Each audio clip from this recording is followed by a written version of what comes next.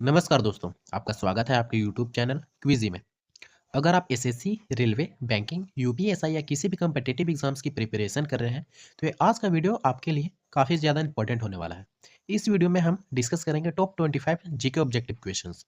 साथ में इस वीडियो में हर क्वेश्चंस के बाद उससे जुड़े इंपॉर्टेंट एक्स्ट्रा फैक्ट्स भी पॉइंट वाइज एक्सप्लेन किए गए हैं, ताकि कॉन्सेप्ट क्लियर हो और रिवीजन स्ट्रॉन्ग बने। तो वीडियो को एंड तक जरूर देखिए। तो चलिए वीडियो को स्टार्ट करते हैं। हमारा पहला प्रश्न है, भारतीय संविधान का कौन सा अनुच्छेद अस्पृश्यता के उन्मूलन से संबंधित है? इसका सही जवाब होगा option number B, article 17। Question number 1 से संबंधित महत्वपूर्ण तथ्य हैं जो कि आपको पता होना चाहिए। चलिए हम लोग इसे जानते हैं। सबसे पहला है, अनुच्छेद 17 अस्पृश्यता को समाप्त करता है, यानी अनटचेबिलिटी को समाप्त करता है और इसे दंडनीय अपराध घोषित करता है। दूसरा है कि इस अनुच्छेद के उल्लंघन पर protection of civil right act 1955 लागू होता है। अगला है कि यह सामाजिक समानता की दिशा में सबसे बड़ा कदम माना जाता है। अगला है, यह मौलिक अधिकारों यानी फंडामेंटल राइट्स के भाग 3 में शामिल है। अगला है, इस अनुच्छेद की प्रेरणा गांधी जी के हरिजन आंदोलन से मिली थी। हमारा दूसरा प्रश्न है, कौन सी धातु कमरे के तापमान पर द्रव अवस्था में रहती है, यानी लिक्विड स्टेट पे रहती है? इसका सही जवाब होगा ऑप्शन नंबर ए, मरकरी यानी पारा।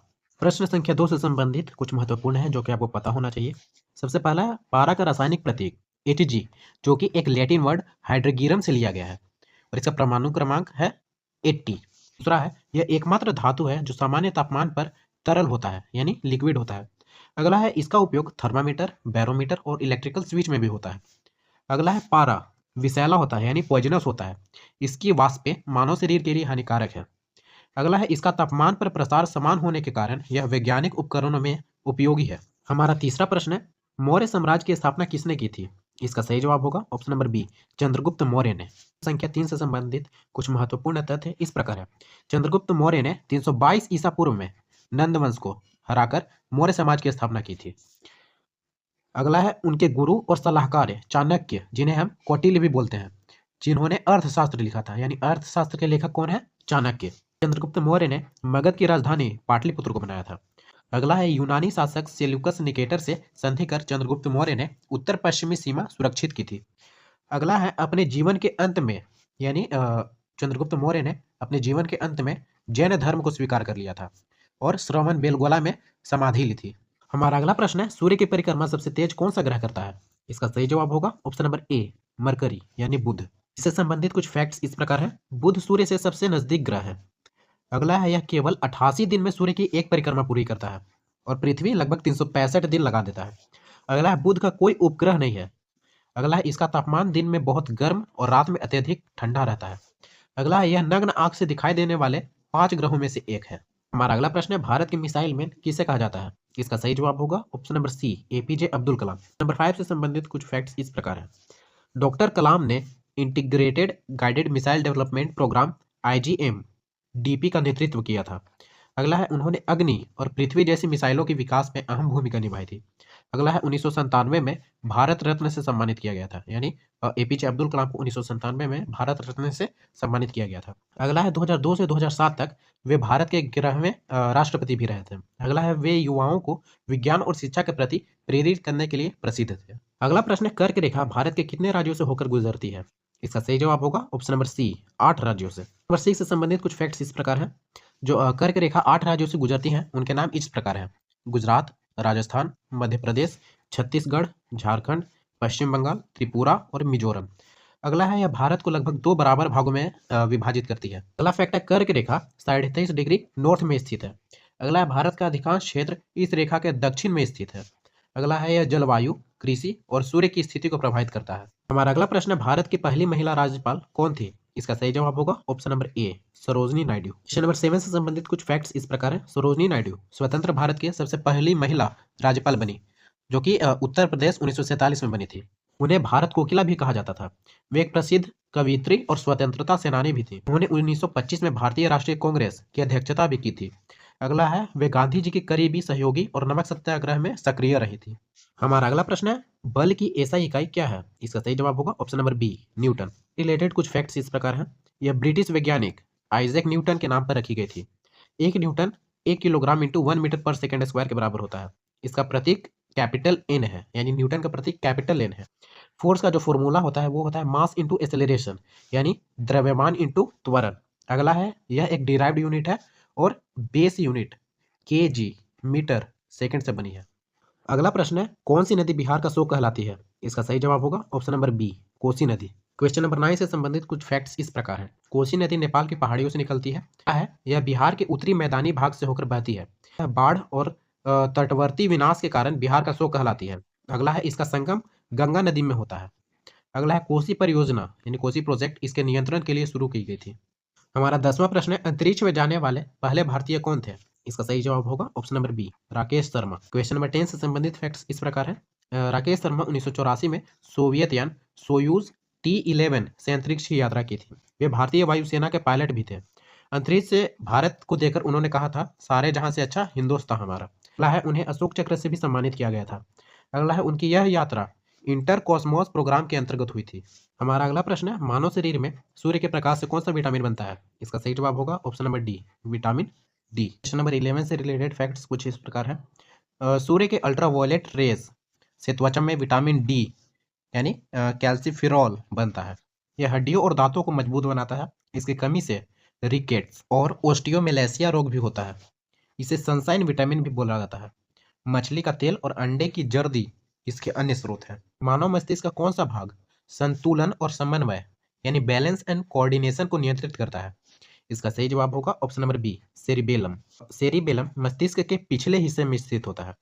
यह शरीर के संतुलन और चाल को नियंत्रित करता है। इसके नुकसान से व्यक्ति को चलने या खड़े होने में कठिनाई होती है। इसे लिटिल ब्रेन भी बोला जाता है। इसका कार्य स्वतः स्फूर्त यानी ऑटोमेटिक कोऑर्डिनेशन को संभालना है। हमारा 13वां प्रश्न, कौन सा रक्त समूह सार्वभौमिक दाता कहलाता है? इसका सही जवाब होगा option number D, O negative blood group. O negative समूह का रक्त किसी भी समूह के व्यक्ति को दिया जा सकता है। इसमें कोई एंटीजन नहीं होता है, इसलिए यह सुरक्षित रहता है। परंतु ओ नेगेटिव व्यक्ति को केवल ओ नेगेटिव रक्त ही मिल सकता है। ए बी प्लस समूह यूनिवर्सल रेसिपिएंट कहलाता है। रक्त समूह की खोज कार्ल लैंडस्टेनर ने 1900 में की थी। हमारा 14वां प्रश्न है, भारत का पहला मुगल बादशाह कौन था? इसका सही जवाब होगा ऑप्शन नंबर बी, बाबर। इससे संबंधित फैक्ट्स कुछ इस प्रकार हैं। बाबर ने 1526 ईस्वी में पानीपत की पहली लड़ाई में इब्राहिम लोदी को हराकर मुगल साम्राज्य की स्थापना की थी। बाबर का पूरा नाम था जहीरुद्दीन मोहम्मद बाबर। तैमूर और चंगेज खान का वंशज था। बाबर की आत्मकथा तुगुक के बाबरी यानी बाबरनामा फारसी भाषा में है। अगला है, उसकी मृत्यु 1530 ईस्वी में आगरा में हुई थी। और अगला प्रश्न है, भारत में गुलाम वंश यानी ममलूक वंश का संस्थापक कौन था? इसका सही जवाब होगा option number B, Qutubuddin Aibak. इससे संबंधित फैक्ट्स कुछ इस प्रकार है। कुतुबुद्दीन ऐबक मोहम्मद गौरी का दास था। ठीक है, गौरी की मृत्यु के बाद उसने 1206 में गुलाम वंश की स्थापना की थी। उसने कुतुब मीनार की नींव रखी थी, जिसे इल्तुतमिश ने पूरा किया था। अगला है, ऐबक को लाख बख्श भी कहा जाता था क्योंकि वह दानशील था। अगला है, उसकी मृत्यु पोलो खेलते समय घोड़े से गिरने पर हुई थी। अगला है, भारत का नेपोलियन किसे कहा जाता है? इसका सही जवाब होगा ऑप्शन नंबर सी, समुद्रगुप्त को। इससे संबंधित फैक्ट्स कुछ इस प्रकार है। इलाहाबाद स्तंभ लेख के आधार पर उसे भारत का नेपोलियन कहा गया।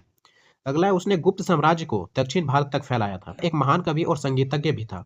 अगला है, उसके शासनकाल में गुप्त युग स्वर्ण युग कहा जाता था। अगला है, उसके सिक्कों पर उसे वीणा बजाते हुए दिखाया गया है। हमारा 17वां प्रश्न, असहयोग आंदोलन की शुरुआत किसने की थी? इसका सही जवाब होगा option number B, Mahatma Gandhi ने। इससे रिलेटेड फैक्ट्स है, यह आंदोलन यानी असहयोग आंदोलन 1920 में शुरू हुआ था। जालियांवाला बाग हत्याकांड रोलेट एक्ट के विरोध में इसे शुरू किया गया था। अगला है, गांधी जी ने असहयोग आंदोलन में अंग्रेजी वस्त्र, विद्यालय और न्यायालयों के बहिष्कार का आह्वान किया था। चोरी चौरा घटना 1922 के बाद यह आंदोलन यानी असहयोग आंदोलन को वापिस ले लिया गया था।